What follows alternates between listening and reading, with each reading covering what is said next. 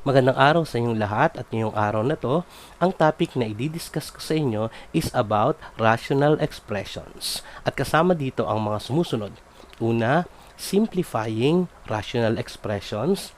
Pangalawa, multiplying rational expressions. At ang pangatlo ay dividing rational expressions. Let's have first the definition of rational expressions at mga examples. Rational expression is the ratio of two polynomials where the denominator is not equal to 0. And here are the examples of rational expressions.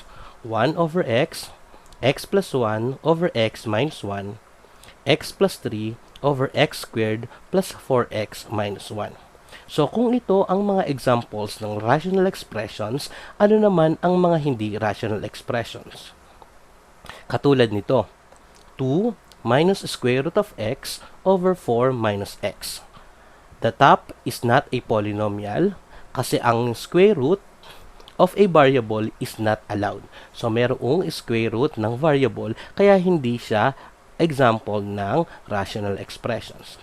Pangalawa, 1 minus x over 1 plus 1 over x. Dito naman sa denominator, 1 over x is not allowed in a polynomial kasi may variable sa denominator. Next, how to simplify rational expressions. So, number 1, we first need to factor the polynomials. Number 2, cancel any common factors from the top and bottom of the rational expressions. Example, simplify each of the following rational expressions. Number 1, x squared y divided by 2xy squared, and number 2, x squared minus 9y squared over 3xy minus 9y squared. Doon muna tayo sa number 1. X squared y divided by 2xy squared. So, with this kind of expression, pwede nating i-expand ang x squared y magiging x times y. At ang 2xy squared naman ay 2 times x times y dahil dalawang y, yung y squared. Then, cancel the common factor. Sa pagka-cancel natin, ay magkakapareho dapat sa numerator at saka denominator. Ano-ano makakancel natin? So, isang x at isang y. At kapag na-cancel na natin, ano na lang ang matitira? So, we have x sa numerator at 2y sa denominator. Okay, number 2. X squared minus 9y squared over 3xy minus 9y squared. Ang step 1, sabi, i-factor muna natin yung polynomial. Dun muna tayo sa numerator. So, x squared minus 9y squared can be factored by what kind of factoring? Yes, kung mapapansin natin, pwede siya na sa difference of two squares. Dahil ang operation is subtraction at pareho sila na perfect square. So we have the factors of x squared, which is x times x, and 9y squared, which is 3y times 3y. So we have x plus 3y times x minus 3y. Yung denominator naman, let's factor 3xy minus 9y squared. So dito, it can be factored using common monomial factor. Kung mapapansin natin, ano-anong numbers ang pwedeng i-divide sa 3 at saka 9? Anong number ang pwedeng i-divide sa 3 at saka 9? So we have 3. Mapapansin nyo rin na pareho pa sila na may variable na y. So ang common factor natin ay 3y. Then, i-divide natin ang common factor sa given. So, 3xy over 3y minus 9y squared over 3y. 3xy divided by 3y is x na lang. At 9y squared divided by 3y ay 3y. So, we will have now 3y quantity x minus 3y. Okay, cancel na natin. So, x plus 3y times x minus 3y over 3y times x minus 3y. Ang pareho nila ay x minus 3y. So, ang matitira ay x plus 3y over 3y. So, next, what factors are common to the numerator and the denominator. And let's simplify. 5y squared minus 5y over 5y squared plus 5y minus 10. Doon muna tayo sa numerator. So, ang pwede natin gamitin dito ay common monomial factor. Ang 5y squared minus 5y, ang common factor natin ay 5. Dahil parehas silang may 5 at parehas din silang may y, so 5y. Then, i-divide natin yung 5y dun sa given. 5y squared over 5y minus 5y over 5y. Then, 5y squared over 5y equals y na lang. Minus 5y divided by 5y ay 1. So, we have the common factor 5y and nung dinivide natin, ang sagot ay y minus 1. So, the answer is 5y quantity y minus 1 kapag finactor natin ang 5y squared minus 5y. Doon naman tayo sa denominator. 5y squared plus 5y minus 10. So, dito, mapapansin ulitin natin na pwedeng gamitin ang common monomial factor dahil pare-pareho sila na may 5 or divisible lahat sila sa 5. So, we have 5. Then, i-divide natin yung 5 again dun sa given. So, 5y squared divided by 5 plus 5y divided by 5 minus 10 divided by 5. And the answer is y squared plus y minus 2. Or, we have the common factor 5, quantity y squared plus y minus 2. Pero mapapansin uli natin, yung y squared plus y minus 2 is an example of quadratic trinomial. Paano ba tayo mag-solve ng quadratic trinomial? Unang gagawin natin ay hahanapin natin ang factors ng first term na y squared. So, ang y squared ay y times y. Then, doon naman sa negative 2. Doon sa negative 2, ang factors natin, dahil ang sign ay negative, so isang positive, isang negative. Ang dalawang number na kapag minultiply ay 2 times negative 1. So, the answer is 5 quantity y plus 2 quantity y minus 1. So, pwede na nating ilagay lahat ang mga factors. 5y quantity y minus 1 over 5 quantity y plus 2 over y minus 1. Then, ano-ano ang makakancel natin dito? Makakancel natin yung 5. Makakancel din natin yung y minus 1 kasi pareha silang meron. Ang matitira sa numerator ay y at ang matitira sa denominator ay y plus 2. Let's have now the multiplication of rational expressions. So, in multiplying rational expressions, here are the steps. Number 1, factor on numerators and denominators. Number 2, cancel common factors. Number 3, multiply across. And number 4, simplify if possible. The given is 3x squared over 2 times 2 over 9x. So, ano ang gagawin natin sa numerator? Ganito, 3 times, ang x squared daw, pwede nating gawin ay x times x kasi dalawang x times 2. Doon naman sa denominator, we have 2 times, ang 9 ay 3 times 3 at times x. So, dito, pwede na nating makancel yung common factors. Isang 3 sa taas, isang 3 sa baba. Isang x sa taas, isang x sa baba, isang 2 sa taas, at isang 2 sa baba. At mapapansin natin na may matitira sa numerator na x at sa denominator na 3. So, the answer is x over 3. So, let's have the second one. Multiply and simplify. 4x plus 8 over x squared minus 25 times x minus 5 over 5x plus 10. Iisa-isahin nating i-factor ang lahat ng expressions kung pwede siyang i-factor. Dun muna tayo sa 4x plus 8. Dito sa 4x plus 8, pwede siyang i-factor using common monomial factor. At ang factors ng 4x plus 8 ay 4. Pwede siyang i-divide both by 4 or the GCF is 4. So, kung nakuha na natin ang factor, pwede nating i-divide dun sa expressions. So, 4x over 4 plus 8 over 4. Then, 4x divided by 4 is x, then 8 plus 4 is 2. So we will have now 4 quantity x plus 2. Doon naman tayo sa x squared minus 25. It can be factored using difference of two squares. Kasi kapag sinabi nating difference of two squares, makikita natin na dapat ang operation is subtraction at yung terms ay perfect squares. So we have x squared can be factored as x times x. Yun namang 25 ay 5 times negative 5. So we will have x plus 5 times x minus 5. Next, dun tayo sa x minus 5. So dito, wala naman siyang, hindi naman siya pwedeng i-factor. So hindi na natin siya gagalawin. Dun naman tayo sa 5x plus 10. Dun sa 5x plus 10, anong klaseng factoring ang pwede natin gamitin? Meron ba siyang common monomial factor?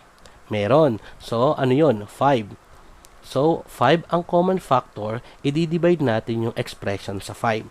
So, 5x over 5 plus 10 over 5. 5x over 5 is x. Then, 10 divided by 5 is 2. So, we will have now 5 quantity x plus 2. Ayan, dahil nakuha na natin lahat ng factors ng mga expressions, pwede na nating i-cancel yung mga common factors. Again, sa 4x plus 8, we have 4 quantity x plus 2. Sa x squared minus 25, we have x plus 5 times x minus 5.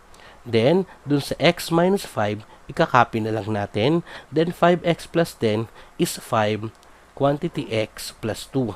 Mapapansin natin na merong x plus 2 sa taas at x plus 2 sa baba. So, pwede na natin yung i-cancel.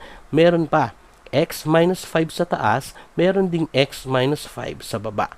Pag na-cancel natin yun, ang matitira na lang ay 4 sa taas at sa baba ay 5 and x plus 5. So, we have 4 over 5 quantity x plus 5. Next, 3x minus 3x squared over x squared plus 4x minus 5 times x squared plus x minus 20 over 3x.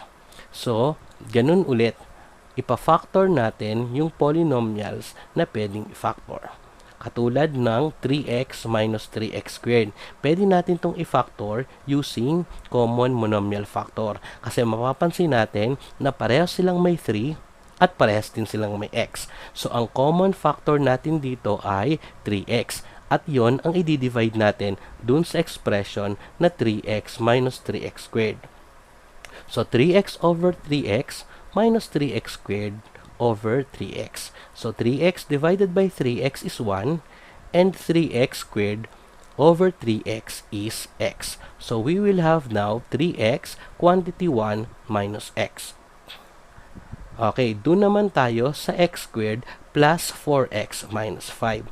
So, dito, sa trinomial na ito, pwede natin gamitin yung quadratic trinomial. Paano natin itong gagawin? Hahanapin muna natin ang factor ng first term.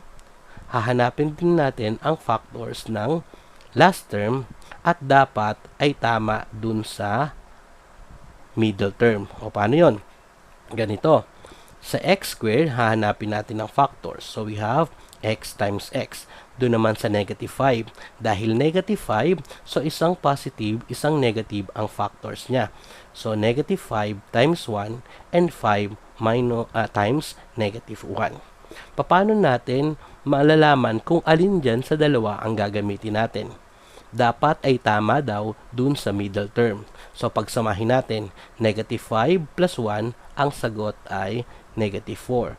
Doon naman sa isa, 5 plus negative 1 or 5 minus 1 equals positive 4. Dahil ang gitna, ang middle term natin ay positive 4, so ang gagamitin natin ay 5 and negative 1. So we have quantity x plus 5 times quantity x minus 1. Okay, doon naman tayo sa x squared plus x minus 20. So, ganun din, quadratic trinomial ang pwede natin gamitin factoring dito. So, we have x squared is x times x. dun sa negative 20 dahil negative ulit siya, so isang positive, isang negative. So 10 times negative 2, pwede din ang negative 10 times 2, pwede ang negative 4 times 5, at 4 times negative 5. Lahat yan ay 20 kapag binultiply. So again, hahanapin naman natin kung alin ang tatama doon sa middle term. Pagsamahin natin ang 10 at saka negative 2. 10 minus 2 equals 8. Then negative 10 times 2 ay plus 2 ay negative 8. Then negative 4 plus 5 equals 1, and 4 times negative 5 equals negative 1. So, ang middle term natin, ang numerical coefficient ay positive 1. So, ang gagamitin natin dito ay negative 4 and positive 5. So, x minus 4 times x plus 5. So, para malaman natin kung tama nga na middle term ay x lang or 1x, di ba? Dahil merong 1 doon sa na numerical coefficient ng x. So, gamitin natin ito. So, negative 4 times x is negative 4x, and 5 times x ay 5x. And then, pagsamahin natin, negative 4x plus 5x is x. So, tama dun sa middle term kapag ang ginamit natin ay negative 4 at saka positive 5. Next, 3x. Dun sa 3x, so wala na. I-rewrite na lang natin yung 3x. So, eto na, ilagay na natin lahat ng mga finactor natin. So, sa 3x minus 3x squared ay 3x, quantity 1 minus x. Doon naman sa x squared plus 4x minus 5 ay x plus 5 times x minus 1. Doon sa x squared plus x minus 20, we have x plus 5 times x minus 4 over 3x. So, hahanapin na natin lahat ng pareho sa numerator at saka denominator. Ika-cancel na natin. So, mapapansin natin parehas silang may 3x. So, cancel out na. X plus 5, parehas lang din silang may x plus 5. So, ang matitira na lang ay 1 minus x times x minus 4 and quantity x minus 1. Pero dito, kaya pa rin nating masimplify ito kasi nagkabaliktad lang ng sign yung x at saka 1. So, paano ang gagawin natin doon? Pwede natin gawin sa 1 minus x over x minus 1 dun sa numerator ay maglalagay tayo ng negative or imumultiply natin sa negative 1. Pag mumultiply natin sa negative, papalitan lahat natin ng sign ng 1 minus x. Yung 1 magiging negative 1, yung negative x magiging positive x. So, negative, quantity negative 1 plus x over x minus 1. So, mapapansin natin na pwede na nating i-cancel ang negative 1 plus x and x minus 1. Kasi parehas positive x, parehas minus 1, so pwede na nating i-cancel. Ang matitira na lang ay negative quantity x minus 4. Dito naman tayo sa huling example ng multiplying rational expressions. X squared minus 8x plus 12 over x squared minus 16 times 4x plus 16 over x squared minus 4x plus 4. Okay, dun muna tayo sa unang expression. X squared minus 8x plus 12. So, dito, pwede uli natin gamitin ang quadratic trinomial. Paano nga uli yun? So, we have x squared. Ang factors ay x times x. Sa 12, dahil positive 12 siya, at ang gitna ay negative, so, pwede lahat natin gamitin ay negative para tama dun sa middle term. So, ang 12, negative 4 times negative 3. Pwede din na negative 6 times negative 2. Pwede din na negative 12 times negative 1. Lahat sila, ang product ay 12. Para makuha uli natin ang middle term, pagsamahin natin. Negative 4 plus negative 3 ay negative 7. Negative 6 plus negative 2 ay negative 8. negative 12 plus negative 1 ay negative 13. Dahil ang middle term natin ay negative 8, so ang gagamitin natin ay negative 6 and negative 2. So we have x minus 6 times x minus 2. Next, x squared minus 16 naman. Dito, difference of 2 squares. So, ang x squared natin ay x times x. Ang 16 naman ay 4 times negative 4. So, we have x plus 4 times x minus 4. Next, 4x plus 16. Sa 4x plus 16, meron tayong makikita na common factor dun sa 4 at saka dun sa 16. Ang common factor ay 4. Pwedeng i-divide yon sa 4. So, i-divide natin yung 4 dun sa expression na 4x plus 16. So, 4x over 4 plus 16 over 4. So, 4x divided by 4 is x. Then, 16 divided by 4 is 4. So, we will have 4 quantity x plus 4. Then, sa last na, x squared minus 4x plus 4. Ganun din, trinomial. Perfect square trinomial naman ang pwede nating gawin dito. So, paano yun? X squared minus 4x plus 4. Ang factors ng x squared ay x times x. At ang factors ng 4 ay negative 2 times negative 2 and negative 4 times negative 1. Sige, bakit nga negative ang ginamit natin? Parehas negative. Dahil ang middle term ay negative, so dapat parehas negative.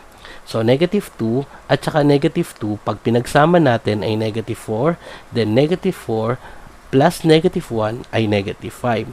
Dahil ang middle term ay negative 4, so ang tamang gamitin natin ay negative 2 times negative 2. So, we will have x minus 2 times x minus 2 o dalawang x minus 2. Kaya naging perfect square trinomial siya. Okay, so ilagay na natin lahat na na-factor natin. So, sa x squared minus 8x plus 12 is x minus 6 and x minus 2. Sa x squared minus 16 naman, x plus 4 and x minus 4. Doon naman sa 4x plus 16, 4 quantity x plus 4. Then, dun sa x squared minus 4x plus 4 ay x minus 2 times x minus 2. Then, hahanapin na natin ang pareho dun sa numerator and denominator para makancel natin. So, merong x minus 2 sa taas at sa baba. Meron ding x plus 4 sa taas at sa baba. Ang matitira na lang ay 4. Then, x minus 6. Sa baba naman ay isang x minus 4 at x minus 2. So, dito na tayo sa last part ng rational expression. Dividing rational expressions. And here are the steps. Number 1, flip the rational expressions following the division sign. Number 2, change the division sign to multiplication sign. And number 3, multiply the rational expression. Letter A, 3x over 2 divided by 6y over 2. So, copy lang natin yung 3x over 2. Then, change the operation. Division magiging multiplication. Then, find the reciprocal. Ano yung reciprocal? Yung numerator magiging denominator, yung denominator magiging numerator, o magpapalit lang sila. So, we have 2 over 6y. Then, multiply na. 3x times 2 is 6x. Then, 2 times 6y is 12y. Then, 6x over ang 12 ay 6 times 2y. Pwede na natin makancel yung 6. So, ang matitira na lang ay x over 2y.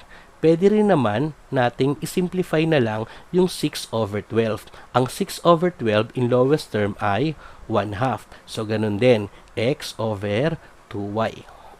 Next, 7p over p plus 2 divided by p plus 2 over p. Copy lang natin yung first term, 7p over p plus 2. Then change the operation, division magiging multiplication, then reciprocal. Ang reciprocal ng p plus 2 over p ay p over p plus 2. Then multiply na natin, 7p times p ay 2p na, so 7p squared. Then p plus 2 times p plus 2 ay dalawang p plus 2 or quantity p plus 2 squared. So the answer is 7p squared over quantity p plus 2 squared. Okay, number 3. 5 quantity a plus 2 over b divided by a plus 2 over b. Okay, again, copy natin yung first term. 5 quantity a plus 2 over b, then change the operation division to multiplication, then find the reciprocal of the divisor. So we have a plus 2 over b, baligtarin natin, magiging b over a plus 2. Then dito, makikita na natin na pwede na nating makancel out yung a plus 2 kasi meron sa taas at meron sa baba at meron ding b sa taas at meron ding b sa baba. So, pwede na natin i-cancel. Ang matitira na lang ay 5. So, the answer is 5. So, next, x squared minus 3x minus 10 over x squared minus 4x plus 4 divided by x minus 5 over x squared minus 2x. Ang una natin gagawin ay i-change muna natin yung operation na division sa multiplication, then find the reciprocal of the divisor. So, ganito. X squared minus 3x minus 10 over x squared minus 4x plus 4 times x squared minus 2x over x minus 5. Then, ifa-factor na natin yung mga expressions na pwedeng i-factor. Una, x squared minus 3x minus 10 ay pwede nating i-factor using quadratic trinomial.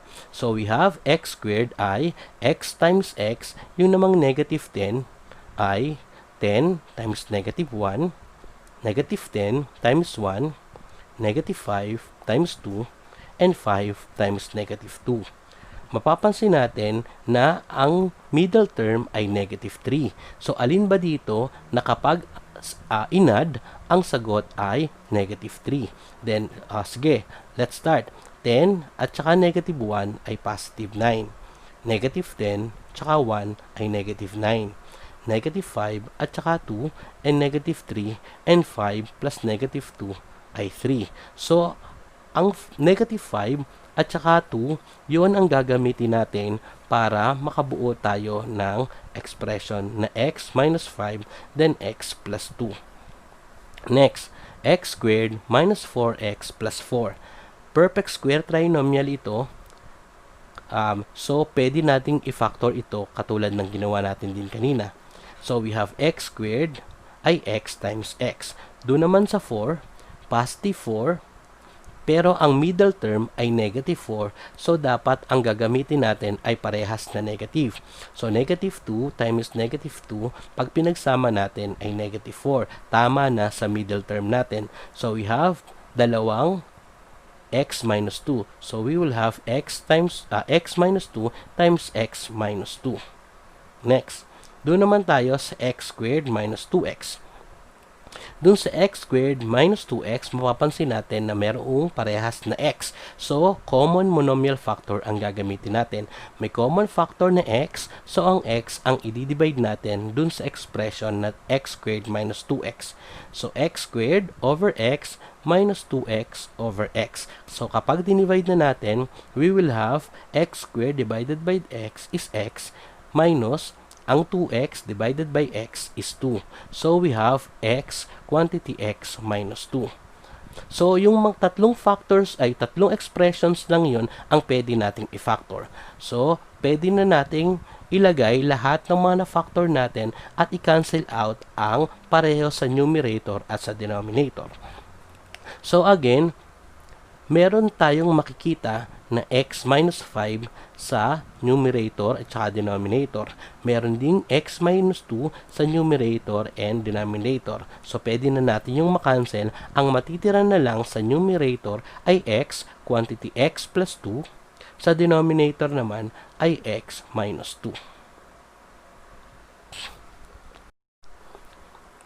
So, ito na yung last na given natin para sa division of rational expressions. X squared minus 6x minus 16 over x squared plus 4x minus 21 divided by x squared plus 9x plus 14 over x squared minus 8x plus 15. So, ang una natin gagawin ay ganun ulit. Hahanapin natin ang reciprocal ng second term pero papalitan natin ng operation yung division na multiplication. So, we have x squared minus 6x minus 16 over x squared plus 4x minus 21 times x squared minus 8x plus 15 over x squared plus 9x plus 14. So, pagkatapos nun, hahanapin ulit natin ang factor. Ipapactor uli natin ang mga expressions at lahat yan ay pwede nating i-factor. 4. So, start tayo sa x squared minus 6x minus 16. So, sa x squared minus 6x minus 16, pwede natin yan i-factor using quadratic trinomial. Again, ang factors ng x squared ay x times x. Ang negative 16 naman, so negative, so isang positive, isang negative. So, 8 times negative 2, pwede ding negative 8 times 2, pwedeng 16 times negative 1, pwedeng negative 16 times 1, at pwedeng 4 times negative 4. Ang middle term natin o yung gitna ay negative 6. So, hahanapin natin sa mga factors kung alin doon na kapag pinagsama, ang lalabas ay negative 6. Doon muna tayo sa 8 and negative 2. Pag pinagsama ay positive 6. So, negative 8 plus 2 naman ay negative 6. 16 minus 1 is 15. Negative 16 plus 1 is negative 15. And 4 minus 4 equals 0. So, ang gagamitin natin yung negative 8 and positive 2. Kasi tama yung middle term niya na negative 6. So, we have x minus 8 times x plus 2. Next, yung x squared plus 4x minus 21 naman. So, ganun din. Quadratic trinomial. So, x squared plus 4x minus 21. So, we have x times x. Sa 21 naman, ano-ano ang mga factors? So, we have 7 times negative 3, negative 7 times 3, negative 21 times 1, and 21 minus 1. Dito, ang middle term naman natin ay positive 4. So, pagsamahin muna natin lahat. 7 at saka negative 3 ay positive 4. Negative 7 plus 3 is negative 4. Negative 21 plus 1 is negative 20. And 21 minus 1 is 20. Ang gagamitin natin dito ay 7 and negative 3 kasi tama sa middle term na 4. So, we have x plus 7 times x minus 3. Next, x squared minus 8x plus 15. Quadratic trinomial again. Ang x squared ay x times x. Ang 15 ay negative 5 times negative 3. Bakit negative ang ginamit natin? Kasi ang middle term ay negative. So, pwedeng ang positive 15 ay dalawang negative ang factors. So, negative 5 times negative 3 is positive 15. Then, negative 15 times negative 1 ay positive 15 din. So, dahil ang middle term naman natin dito ay negative 8. Pagsamahin natin yung mga factors at alamin natin kung alin ang lalabas na negative 8.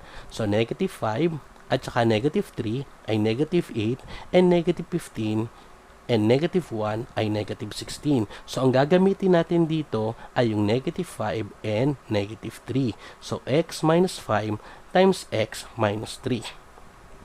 Then last, x squared plus 9x plus 14. So, ang factors ng x squared ay x times x. Doon naman sa 14, dahil lahat sila positive, so positive ang gagamitin natin. Positive ang middle term, positive ang last term, so positive lahat. So, ang factors ng 14 ay 14 times 1 and 7 times 2. Then, kapag inad natin, ang 14 at 1 ay 15. At ang 7 and 2 ay 9. Ang gitna natin, ang middle term natin ay 9. So, ang gagamitin natin ay 7 and 2. So, x plus 7 times x plus 2. Pagkatapos nating i-factor lahat ng mga expressions, pwede na nating i-cancel lahat ng makikita nating pareho sa numerator and denominator. So, ang mga pareho dito ay x plus 2 and x minus 3. So, ang mapapansin natin, Ang matitira na lang sa numerator ay x minus 8 and x minus 5. So, quantity 8, x plus 8, quantity x minus 5 over sa denominator naman ay x plus 7 at x plus 7. So, quantity x plus 7 times x plus 7 or dalawang x plus 7. X plus 7 squared or quantity x plus 7 squared. So, ito na ang kabuuan ng lessons para sa araw na ito. See you again next time. God bless us all. Thank you.